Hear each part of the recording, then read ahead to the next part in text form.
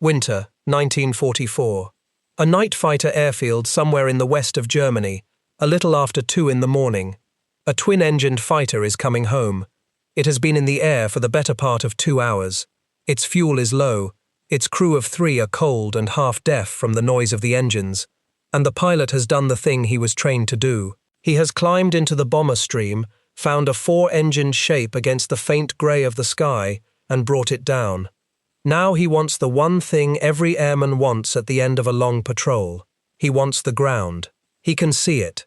He can see the dim line of the flare path laid out below him, the low blue lights of his own runway, his own base, his own country. He drops his wheels. He drops his flaps. He slows down, because you must slow down to land, and slowing down is the moment an aircraft is at its most helpless. And somewhere behind him, in the dark he cannot see into, another aircraft has been waiting. It has followed him home. It has been sitting in the blind spot below and behind him for minutes, matching his speed, watching his navigation lights, waiting for exactly this. As the German fighter settles toward its own runway, a stream of cannon fire comes out of the darkness and tears it apart above the heads of its own ground crew. Pause on that for a moment, because this is the thing that could not be explained. Not that the man was shot down. Men were shot down every night that year. The thing that could not be explained, the thing that broke something in the minds of the crews who survived it, was where it happened. He was not shot down over England. He was not shot down over the target. He was shot down in the one place in the world that was supposed to be safe. He was shot down in his own sky, in the landing circuit of his own airfield, by an enemy that had somehow been there waiting for him. And when other crews asked how, when the intelligence officers asked how, when the commanders asked how, the honest answer was that nobody was entirely sure. This is not really a story about one aircraft. This is a story about what happens when the hunter discovers that everything which made him a hunter has quietly turned into a way of finding him. This is the story of how the Royal Air Force learned to hunt the German night fighter force in the darkness over Germany, and why the men who flew for that force could not, at first, understand what was killing them. To understand why a German night fighter crew could not explain being hunted at home, you have to understand what the Germans had built, and how good it was. Because it was very good. It may have been, in the middle years of the war, the most sophisticated air defense system on the face of the earth. It was the work of one man more than any other, a career officer named Josef Kammhuber, and in the summer of 1940, it was handed to him as a problem almost no one else believed could be solved. The British were coming at night. They were coming in small numbers at first, scattered and inaccurate, but they were coming, and the German answer to daylight raiders, the fighter guided by eye and by radio, was useless in the dark. A pilot cannot see a bomber 4 miles away at midnight. He cannot be told to look left or look right by a man on the ground who also cannot see anything. The night was, in 1940, a kind of ocean in which the bombers swam more or less unseen.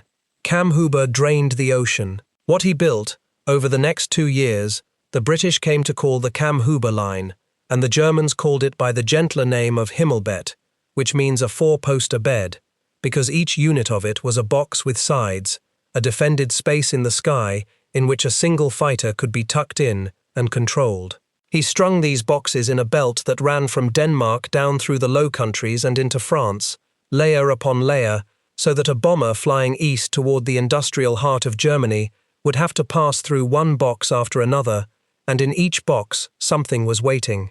The early versions used searchlights, great cones of them, radar-directed master beams that would catch a bomber and hold it in a shaft of white light, while other beams coned in, and a fighter dived on the illuminated shape.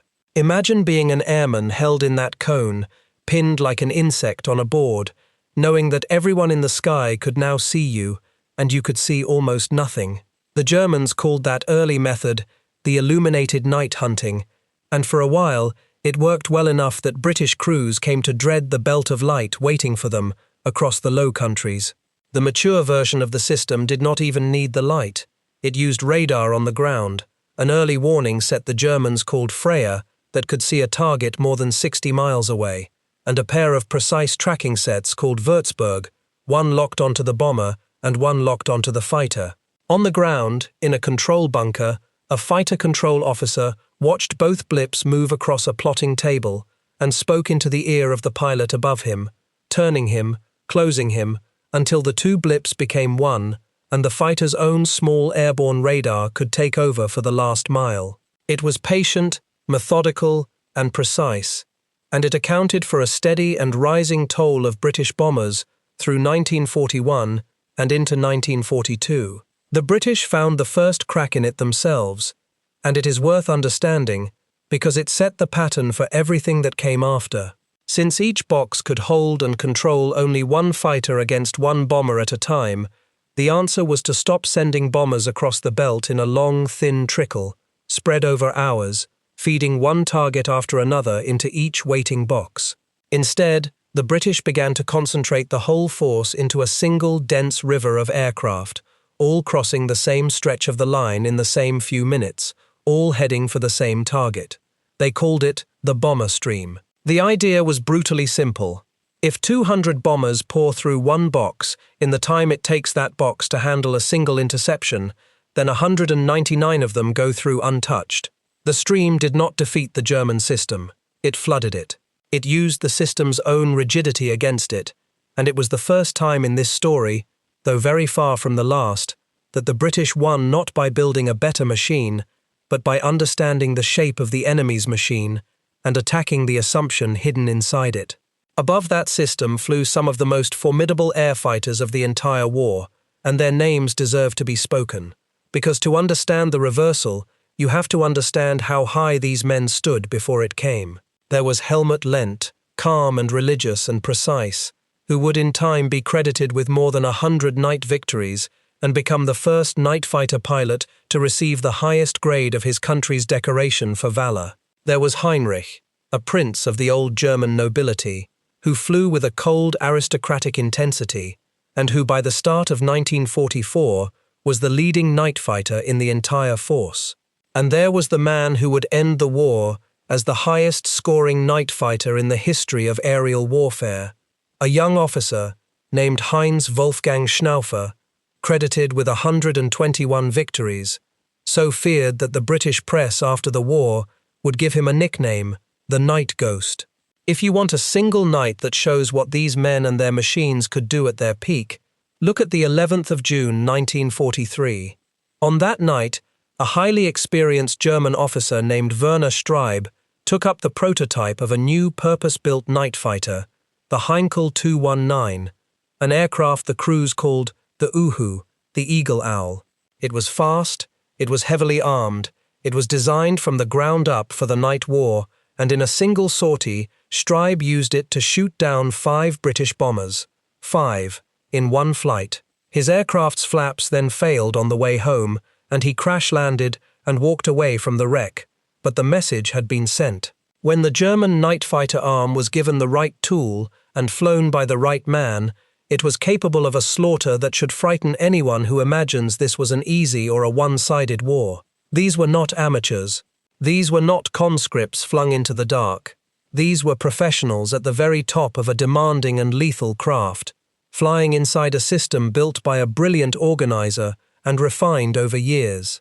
That is the wall you have to see clearly, because the whole meaning of what follows depends on how high and how solid that wall appeared to the men standing behind it in the early summer of 1943. And here is the thing that is easy to miss and important to say plainly. The German system was not defeated because the men were poor or the machines were bad. Both were excellent. The system was defeated because it had a hidden shape, a logic, and every logic can be attacked at the point where it assumes too much. The men who built it had imagined the threats that fitted the world they knew. They had imagined more bombers. They had imagined faster bombers. What they had not imagined, because almost no one imagines the thing that unmakes them, was an enemy who would attack not the bomber, not the fighter, but the invisible thread that connected them. They had not imagined an enemy who would go to war against the radio waves themselves. 47 miles from London, in a requisitioned school on a hill in the town of Malvern, that enemy was already at work. It had no cockpit and no guns. It was a collection of physicists and engineers, many of them young, some of them barely out of university, gathered into an organization called the Telecommunications Research Establishment. In the slang of the wartime Royal Air Force, they were boffins, that untranslatable British word for the civilian scientist attached to the war, the man in the tweed jacket who turns up at an air station with a slide rule and an idea that sounds mad and turns out to win a battle. These were not men on the edge of the war. They were at the center of it, and they had been fighting a quiet and largely invisible campaign for years already. One of them, a young scientific intelligence officer named Reginald Jones, had made his name early in the war by proving that the Germans were guiding their bombers over England along invisible radio beams, and then by helping to bend and jam those beams so that the bombs fell on empty fields.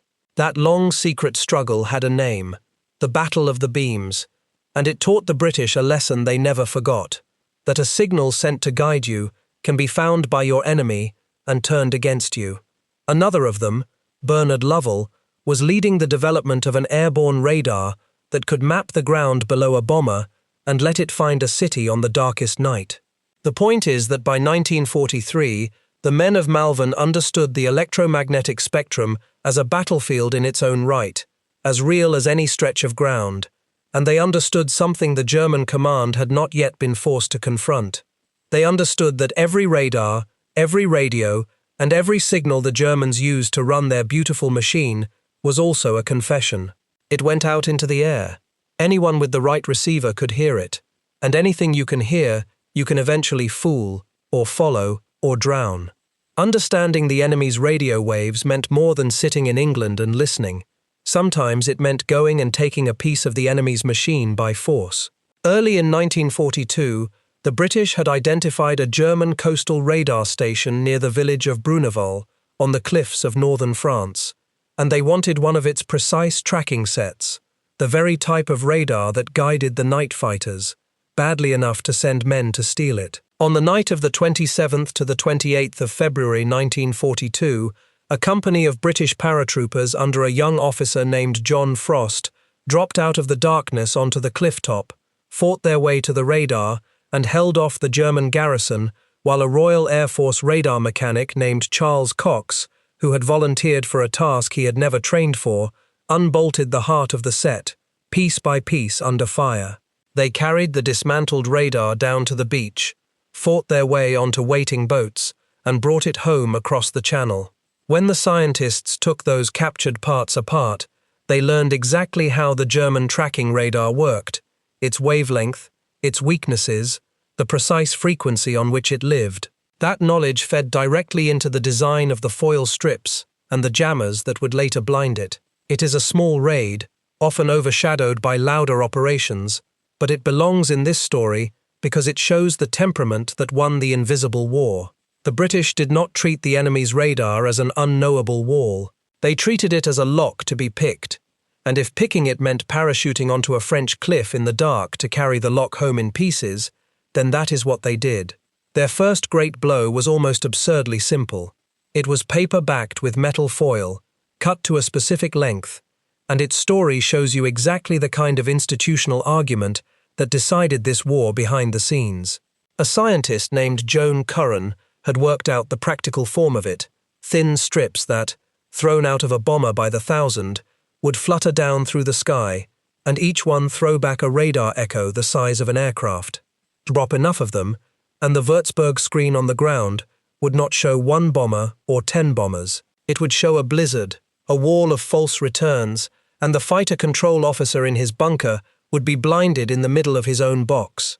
The idea was so obviously powerful that it terrified the British as much as it promised to help them. For more than a year it was held back, locked in a drawer, because senior men, including the influential scientific advisor Frederick Lindemann, feared that if the Royal Air Force used it, the Germans would simply copy it and use it against British cities in turn.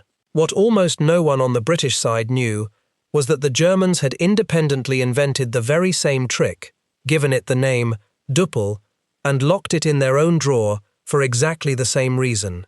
Two enemies, each holding the same weapon, each too frightened of the other to be the first to use it. The stalemate was broken at the top. Winston Churchill authorized it, and the code word the British gave the foil strips was window. On the night of the 24th to the 25th of July 1943, 791 bombers set out for the city of Hamburg, and as they crossed into the range of the German radar, they began, for the first time, to throw window out into the slipstream by the bundle. The effect on the ground was total and immediate. Controllers watched their screens dissolve into meaningless clutter. Fighters were vectored onto ghosts. The whole exquisite apparatus of the Himmelbett line, the boxes, the tracking radars, the calm voice in the pilot's ear, went deaf and blind in a single night. Of those 791 bombers, only 12 were lost. For the men in the German control bunkers, it was as though the enemy had reached out and switched off the war they knew how to fight. One German night fighter pilot who lived through it, and later wrote a memoir, a man named Wilhelm Schonen, described the arrival of the foil as an almost supernatural bewilderment, a night on which the sky was suddenly full of targets that were not there and empty of the one that was. For the bomber crews who had been bleeding through the Kammhuber line for 2 years, the sudden silence of the German radar felt like a reprieve granted out of nowhere. For the German command, it was a catastrophe. The whole enormous investment in the box system, the radars, the bunkers, the trained controllers, the years of patient refinement, had been devalued in a single night by strips of paper and foil that cost almost nothing to make. Kammhuber, the architect of it all, found his careful creation suddenly discredited, and in the arguments and reshuffles that followed, he was eased aside, his methods overtaken by the wilder tactics of other men. It was the first sign of something this story will return to, that a system run entirely from the center can be wounded at the center, and that when its founding assumption fails, the failure runs all the way up the chain at once. If your grandfather or your great-uncle flew with Bomber Command in those years, or worked on the ground crews, or sat in one of those Malvern laboratories cutting foil and building receivers, I would be glad to know his name and his unit in the comments below. These are the stories that survive only if we keep saying them out loud. But window did not win the war in the night sky, and this is where lesser tellings of the story go wrong. It stunned the German system, it did not kill it, and the response of the German command to that stunning blow tells you why the reversal, when it finally came, had to be built out of something cleverer than foil. Because the Germans, deprived of their precise box system almost overnight, did something that professionals under pressure sometimes do. They stopped trying to be precise, and they became dangerous in a wilder way. A forceful and unorthodox officer named Hajo Hermann had been arguing that the whole apparatus of ground control was unnecessary, that a determined pilot in a single-engined fighter could simply fly into the glow of a burning city and shoot at the bombers he could see silhouetted against the fires and the searchlights below. The tactic was called Wild Saar, the wild boar, and in the chaos after Hamburg, it was suddenly the best idea anyone had. Alongside it came a second and more lasting method called Zahme Saar, the tame boar, in which the fighters were no longer tied to individual boxes at all, but were fed a running radio commentary on where the bomber stream was heading and released in numbers to infiltrate it and hunt along its length. Window had broken the boxes, so the Germans stopped fighting in boxes. They poured their fighters into the stream itself and let them hunt in the crowd. And they built new eyes. The old Liechtenstein radar in the nose of the fighter, working on a wavelength the British now understood, had been part of what window blinded. So German industry produced a new airborne set, called by its crews the SN2, working on a much longer wavelength that the existing foil strips did not disturb. It had a longer reach than the old set, and crucially, it was, for a while, a secret the British had not solved. Behind the new radar came a new weapon, and it was the most sinister single device of the entire night war. A number of German officers, among them Rudolf Schonert, had been experimenting since 1941 with the idea of mounting cannon in a night fighter so that they fired not forward, but upward and slightly forward, at a steep angle through the top of the fuselage. An armourer named Paul Mahl turned the idea into a practical, fittable installation. The tactic it allowed was terrible in its simplicity. A 4-engined bomber of that era had a gun turret in the tail, a turret on top, sometimes one below, but it had almost nothing that could see or shoot directly beneath it. The German fighter learned to slide into that blind spot underneath the bomber, formate on it gently in the dark, and then fire straight up into the wings and the fuel tanks. The Germans called the guns schräge Musik, which translates roughly as slanting music, a slang term for jazz. The crews often loaded them without tracer, so that there was no line of fire to betray where the shots had come from. For months, Royal Air Force crews watched aircraft around them explode in the night and reported that the flak was unusually heavy, never realizing that the killer had been sitting directly below their friends, unseen.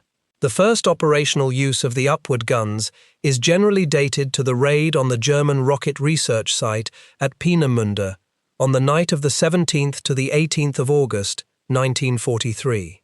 For the second half of 1943 and the first months of 1944, these new tactics gave the German night fighter force perhaps its deadliest period of the entire war. This was the stretch the British came to call the Battle of Berlin, a long winter campaign of deep raids into Germany, and the German fighters, hunting in the stream with their new radar and their upward guns, exacted a price that came close to breaking Bomber Command. It reached its worst on the night of the 30th to the 31st of March 1944 on a raid to Nuremberg. Of 795 bombers dispatched, 95 did not come back. 64 Lancasters and 31 Halifaxes were lost in a single night. 545 aircrew were killed in those few hours. It remains the heaviest loss Bomber Command ever suffered in one operation. Read that number again and let it sit. 545 men in one night. Whatever else is true about this story, it is not a story in which the German night fighter force was ever weak or ever a joke. In the spring of 1944, it was winning. There is a detail here that matters more than any other, because it is the hinge on which the whole reversal turns, and it is a delicious piece of irony. Even as the Germans were rebuilding their strength, they too had learned to listen. They had grasped, as the British had grasped, that the enemy's equipment was always talking. The British bombers carried that ground-mapping radar, developed at Malvern, switched on to help them navigate, and the Germans built a receiver that could home in on its emissions and follow a bomber through cloud by the very device meant to guide it.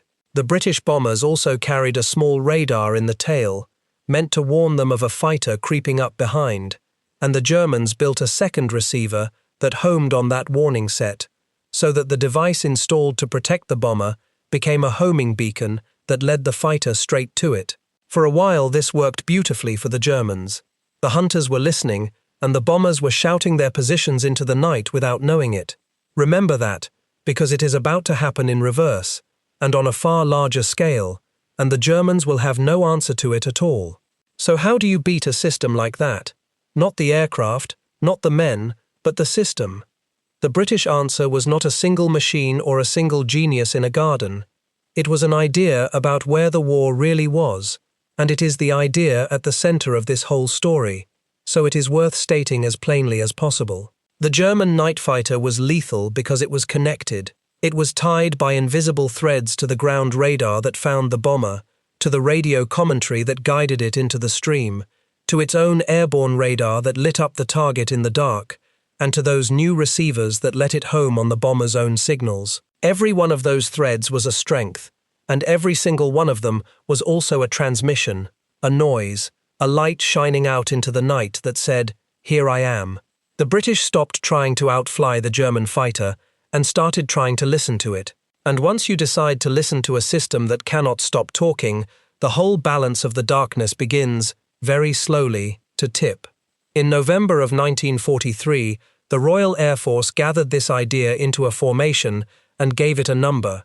It was Number 100 Group, formed on the 11th of November under an air officer named Edward Addison, and its motto was a promise in 2 words: confound and destroy. Confound came first, and the range of trickery packed into that single word is extraordinary. Its aircraft carried jammers designed to flood the German early warning radar with noise, flown in an orbiting screen off the enemy coast, so that a whole slice of the German picture simply filled with grey fog, and the bombers could form up behind it unseen. Other sets jammed the radio frequencies the controllers used to speak to their fighters.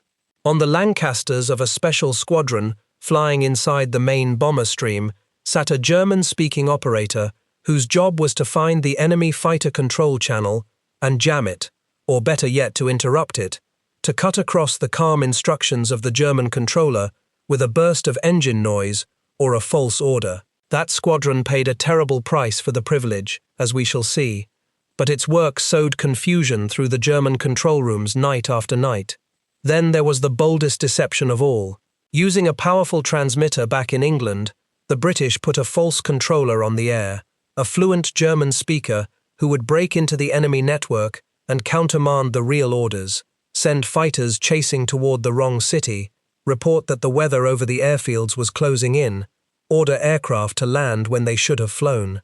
When the Germans tried to defeat this by having their real controllers speak only in code words or switch to a woman's voice, the British simply put German-speaking women of the Women's Auxiliary Air Force on the microphone to answer them.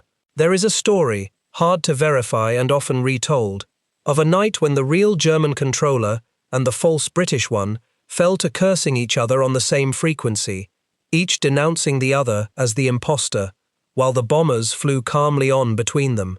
And on top of the jamming and the false voices came the spoof raids, small forces of aircraft scattering window to build a phantom bomber stream on the German screens, a ghost army heading for one city while the real force struck another, so that the defenders launched their fighters, burned their fuel, and clawed the empty air over the wrong target. The British were no longer only trying to hide from the German system, they were reaching inside it to drive it mad. That is confound. Now for destroy, because this is where the men in the German cockpits began to die in ways they could not account for. The most elegant weapon in the whole armory was a small receiver, and its name was Sarate. It did not transmit anything. It sat silent in a British night fighter, and it listened, and what it listened for was the emission of the German airborne radar.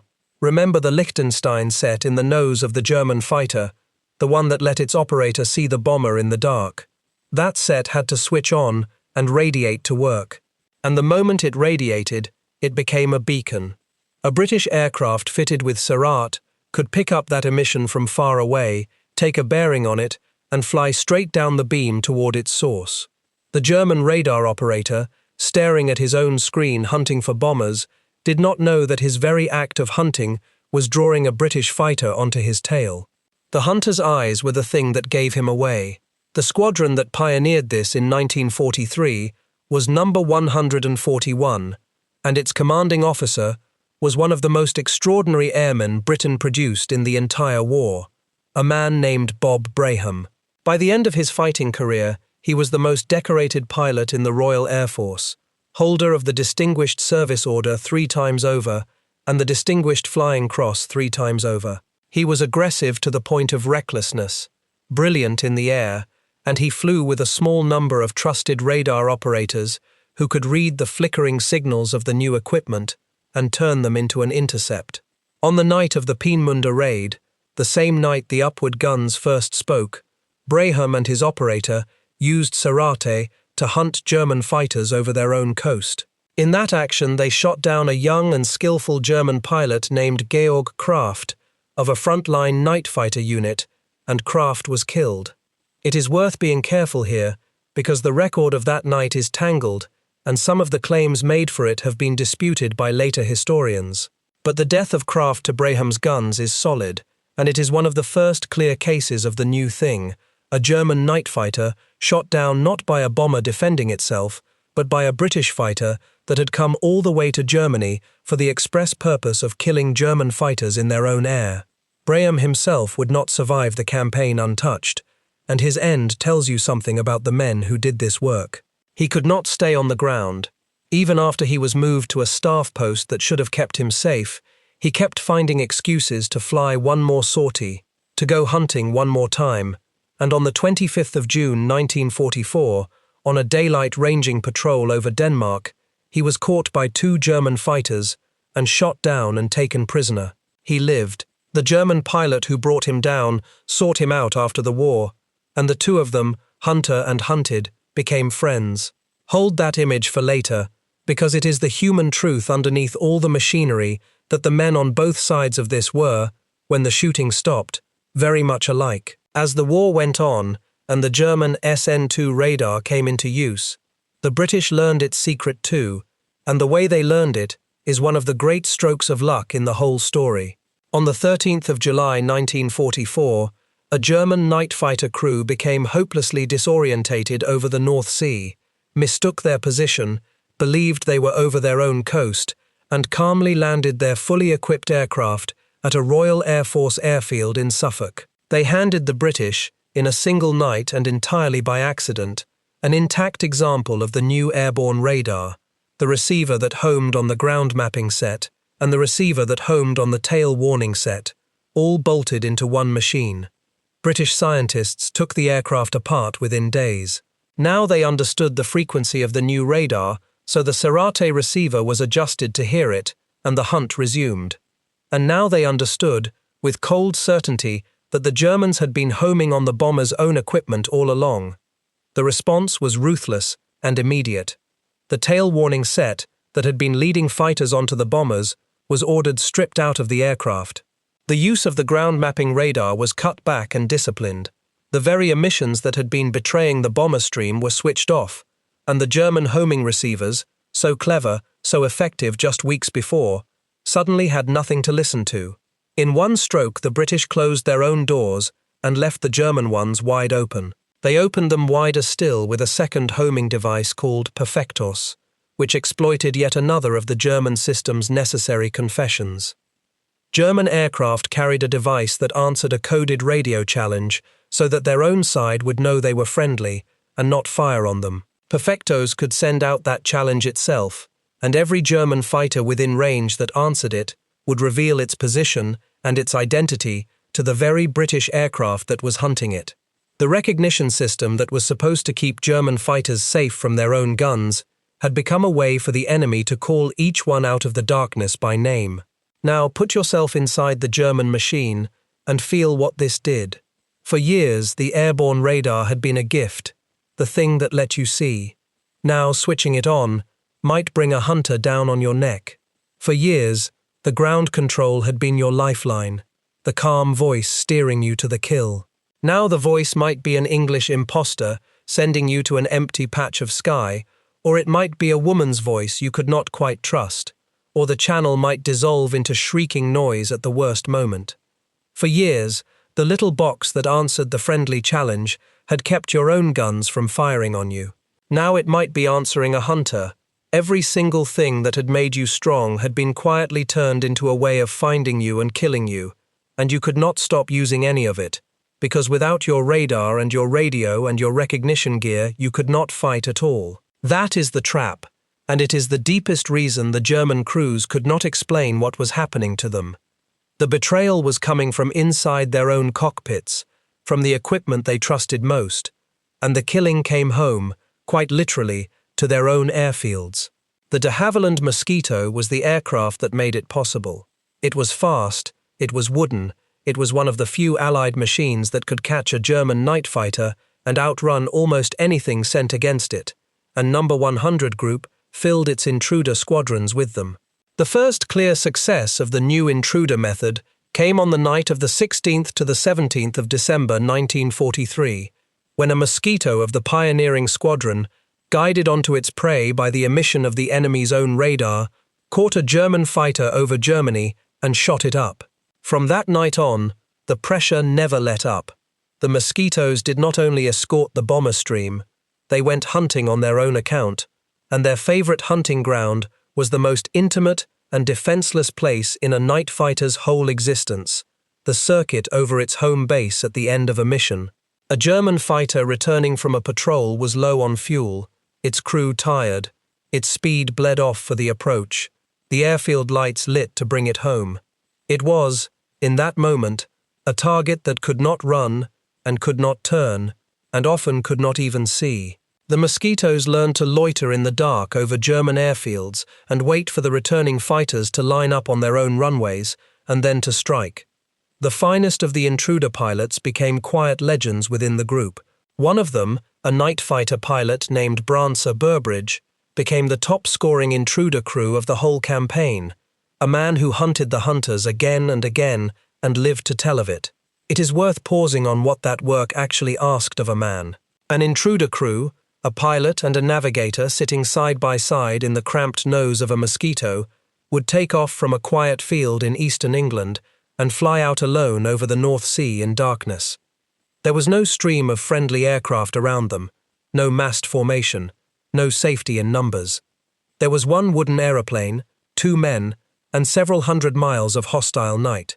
They would cross into occupied Europe low and quiet, navigate to a German airfield by dead reckoning and the flicker of their instruments, and then simply wait in the dark above it, orbiting, listening, watching for the navigation lights of a fighter coming home or the sudden glow of a flare path being lit.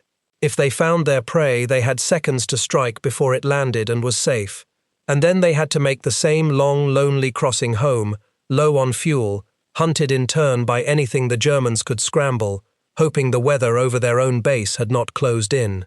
Night after night, men did this, and said little about it. The ones who did not come back usually did so without a witness. A single small failure of an engine, or a navigation error, or a lucky burst of fire swallowing them somewhere over the Black Continent, their fate unknown for weeks or forever. The effect on German morale has a name in the German accounts. They called it mosquitopanic, mosquito panic, and it is important to describe it honestly rather than to exaggerate it, because the honest version is powerful enough. In raw numbers, the mosquitoes of number 100 group were not the largest cause of German night fighter losses. More German crews were killed in accidents, in the appalling weather, in collisions, and by the defensive guns of the bombers themselves than were ever shot down by intruders. If you measure only the tally of kills, the intruder campaign was a modest part of the whole. But morale is not measured in tallies. It is measured in what men come to believe about their chances, and what the German crews came to believe was that nowhere was safe. A returning pilot who had survived 2 hours in the bomber stream now had to survive his own landing.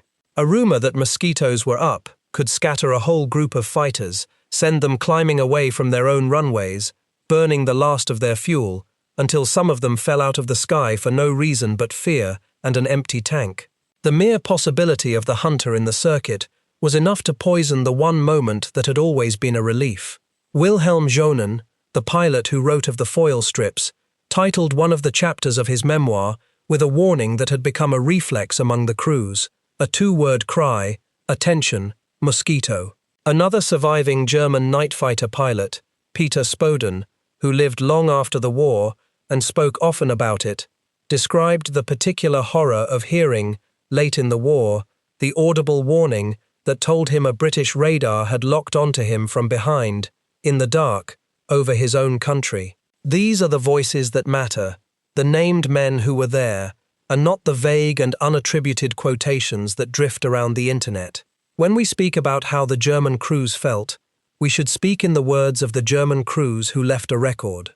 There is a larger point underneath all of this, and it is the point I most want to leave you with, because it is the thing that separates this story from a simple tale of clever gadgets. The German night fighter system was a masterpiece of one particular way of thinking. It was centralized, hierarchical, and built on control. Everything ran through the ground station, through the box, through the controller, through a clear chain of command that reached up to men like Kammhuber and beyond him to the very top of the Reich. It was magnificent when it worked, and it produced results no looser system could have matched. But a system that runs on central control has a central nervous system, and a central nervous system can be attacked. The British approach was almost the opposite in spirit. It was a swarm of separate efforts. The physicists at Malvern, the jamming crews, the German-speaking operators, the false voices on the microphone, the lone mosquito pilots ranging over enemy airfields with permission to hunt as they saw fit, all of them loosely coordinated, and all of them improvising against a single shared enemy. The Germans had built a cathedral. The British had built a nest of hornets, and when the war moved into the invisible country of the radio spectrum, Into the war of listening and jamming and homing and deceiving, the loose swarm proved able to find and sting every exposed nerve of the beautiful centralized machine. This was not because Germans were worse engineers. They were superb engineers. It was because the very completeness of their system, the way every part talked to every other part, gave the Hornets 100 conversations to overhear. The perfection of the machine was the reason it could be unpicked. By the last winter of the war, the strangling was almost complete, and it came from more directions than the hunters alone. The German night fighter force was being beaten by arithmetic as much as by mosquitoes. As the Allied armies drove east and the bombing tore at the German oil industry, the fuel that the fighters needed simply began to run dry. A night fighter is useless on the ground, and increasingly the German fighters stayed on the ground, not because their crews lacked courage, but because there was nothing to put in the tanks. The early warning belt across France and the Low Countries, the outer ring of the whole system, was overrun and lost when the Allies broke out from the beaches of Normandy, so the defenders lost the long reach that had once let them gather their fighters in good time. The training of new crews faltered, as instructors and fuel and aircraft were all consumed faster than they could be replaced, so that the men still flying were a thinning band of veterans with too few younger pilots coming up behind them. And over all of it hung the jamming and the false voices and the hunters in the circuit, so that even the sorties that were flown blind, deceived, and afraid. Schnaufer's 9 victories in a single February day in 1945, extraordinary as they were the exception that proves the rule. A handful of superb survivors could still do terrible damage on a good night, but the system that had once fed them targets with clockwork precision was gone, dissolved into noise and lies and empty fuel tanks, and no amount of individual skill could rebuild it. The machine that Kammhuber had drained the ocean to build had itself, in the end, run dry. The turn of the war can be read in the deaths of the great aces, and those deaths deserve to be told accurately because they are often told wrongly. Consider the Prince, Heinrich, the leading night fighter in the force at the start of 1944. On the night of the 21st of January that year, he was flying a loose stream interception, the very tactic the Germans had adopted after Window, and he had already shot down several bombers when his own aircraft was hit and went down near a town called Stendal. His 2 crewmen managed to jump and survive. His own parachute was found unopened, and he was killed. And here is the honest part. To this day it is not certain what killed him. It may have been a British intruder using the new homing gear, one of the very hunters this story is about. It may have been the return fire of a bomber's tail gunner. The record does not close the question, and anyone who tells you with certainty which it was is telling you more than the evidence allows. What is certain is that the most successful night fighter in the German force was dead, and that the manner of his death, alone in the dark, unsure to this day of who or what had found him, is almost unbearably fitting for the story of a force that had lost the ability to know what was hunting it. Consider Helmut Lent, the calm and devout pilot who became the first of his kind to receive his nation's highest award for valor, credited with more than 100 victories in the night. It would be neat, and it would be false, to tell you that the hunters got him too. They did not. On the 5th of October 1944, Lent was making a routine daylight transit flight to another airfield, nothing to do with combat at all, when an engine failed on his approach. His aircraft caught the high-tension power cables near the field, and it crashed and burned. He died of his injuries 2 days later, on the 7th of October. The men who were with him died as well. It was an accident, an ordinary and stupid mechanical accident of the kind that killed so many airmen on every side, and it took one of the 2 or 3 greatest night fighters of the war as surely as any cannon shell. I tell you this precisely because the temptation in a story like this is to make every death serve the theme, and the truth does not work that way. The truth is that Lent died flying a failing engine into a wire in daylight, and that this is sadder and more human than any tidy ending. And consider the greatest of them, Heinz Wolfgang Schnaufer, the man the British would call the Night Ghost, who ended the war credited with 121 victories, and who, on one extraordinary day in February of 1945, was credited with 9 bombers destroyed. He was so good that the machine failing around him could not kill him. He survived the entire war. He survived the collapse of the system he had fought inside, the loss of his radar and his radio and his airfields to the hunters and the jammers. He came through all of it alive, and then, 5 years after the guns fell silent, he died in a road accident in France, in 1950, in a world at peace. The finest night fighter who ever lived, outlived the war, and was killed on a sunlit road. There is no lesson in that. There is only the strangeness of how these lives actually ended, and the strangeness is worth more than a lesson. Now the cost. And it must be counted on both sides honestly, because a story that counts the cost on only one side is not history, it is propaganda, and this channel does not deal in propaganda. On the British side, the price of the whole campaign in the German night sky was appalling. During the long winter of the Battle of Berlin alone, Bomber Command lost more than 1,000 aircraft, and with each aircraft, most of a crew. The squadron whose German-speaking operators jammed the enemy control frequencies suffered among the very highest loss rates in the entire force, precisely because their constant transmissions could be traced, the same cruel logic of the emitting hunter working now in reverse against the British themselves. The men of No. 100 Group's intruder squadrons flew alone, deep into hostile air, to loiter over enemy fields, and when they did not come back there was often no one to see them fall. Across the war, the intruder mosquitoes of that group claimed something on the order of 250 German aircraft and lost around 70 of their own doing it. Every one of those 70 was a crew of 2 who had volunteered for the loneliest kind of flying there was. On the German side, the losses ran into the thousands over the course of the campaign, and they included, as we have seen, nearly all of the greatest names. But the cost of the wider bombing war, the war these fighters existed to stop, fell most heavily of all on people who never flew at all, on the inhabitants of the cities beneath the bomber stream. The raid on Hamburg that first unleashed the foil strips also unleashed a firestorm that killed tens of thousands of civilians in a matter of days. This film is not an argument about whether that was right. That is a different and heavier subject than the one we set out to tell, and it deserves its own honest telling another time. But it would be a failure of nerve to describe the clever machines and the brave pilots and the elegant reversal of the hunt, and to leave out the fact that the whole contest existed because cities were burning and people were dying in them in numbers the mind can barely hold.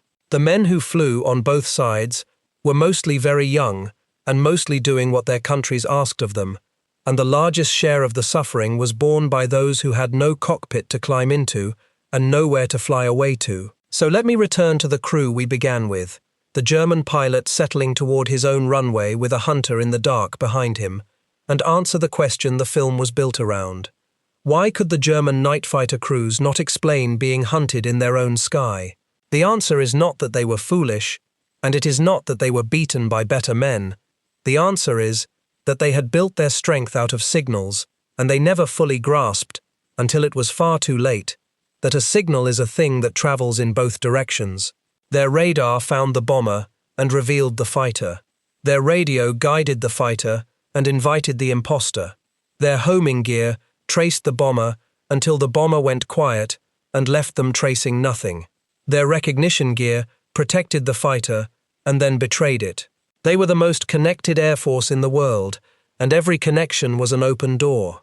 The British did not outbuild them and did not man for man and outfly them. The British simply understood, earlier and more completely, that the real battlefield of the night war was not the sky at all. It was the invisible ocean of the electromagnetic spectrum, the country of radio waves where a lattice of aerials on the nose of a fighter shouts its owner's position to anyone patient enough to listen.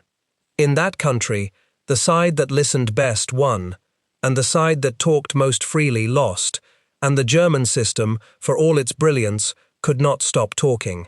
There is one more thing I owe you, in the spirit of the honesty this story has tried to keep.